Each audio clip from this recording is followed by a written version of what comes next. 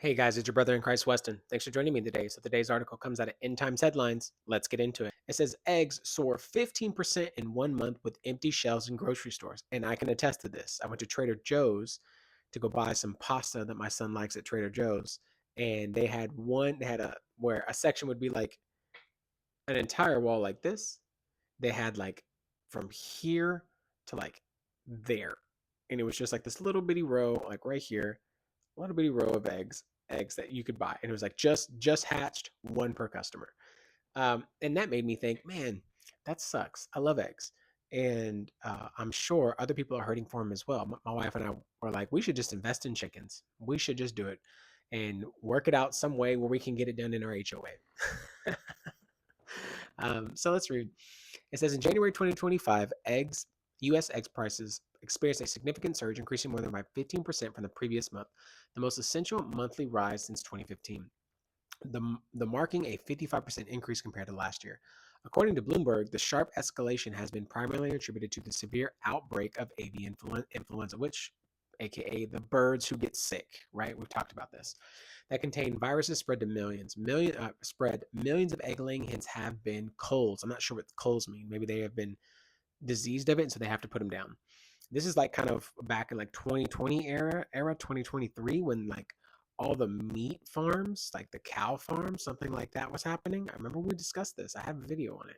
Like red meat, like slowly moving things out so you can move these more chemical based stuff in. Doesn't mean that's what's happening, but there are signs of like malpractice or malicious means. So um, what is it? The reduction in egg-laying hen population has resulted in a noticeable shortages across the country. Grocery stores in major cities, including New York, Chicago, Los Angeles, have reported empty shelves in their egg sections. I'll eat other eggs.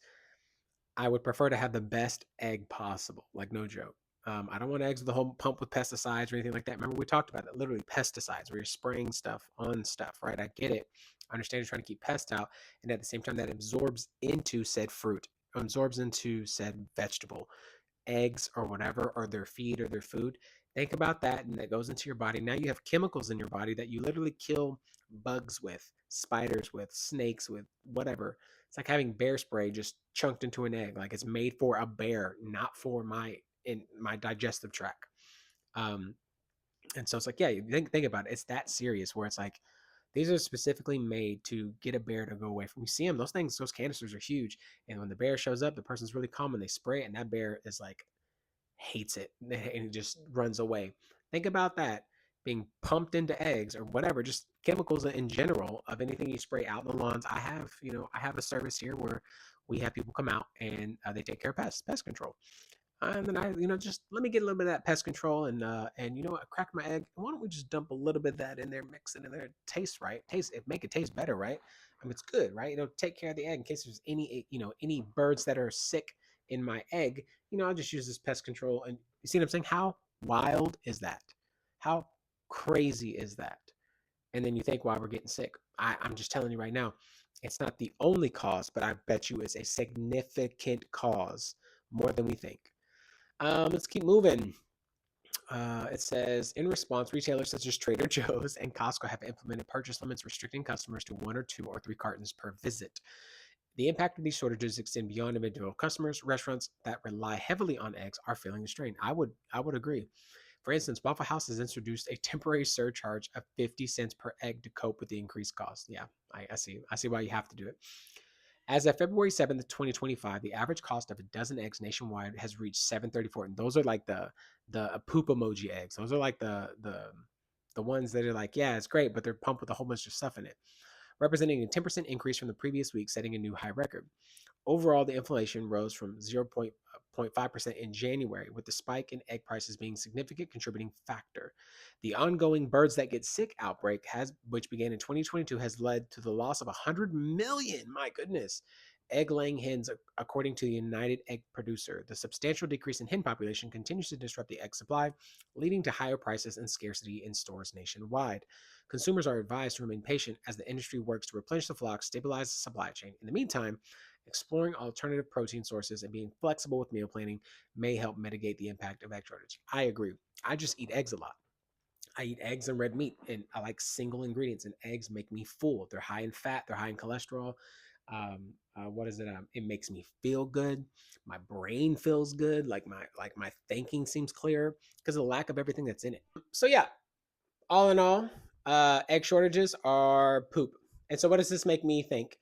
Well, what happens when it's like something like this where you're feeling it, and that's beef, water, salt, ingredients, like stuff that you would use at the house, like salt, pepper. Just think of stuff like that, like things that we just don't think of.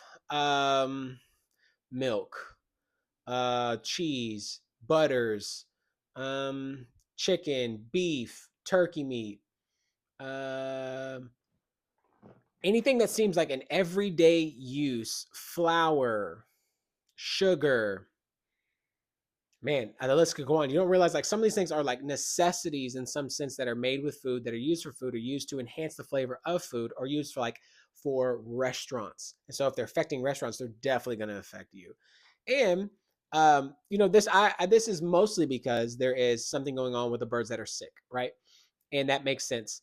I hope and pray that it stays that way, and it's not something that's like, okay, the birds that are sick now, they're crossing over, like they've kind of been alluding to, that people have been receiving. Some people in some places, a very, very small amount, have received said birds that are sick disease upon themselves, right?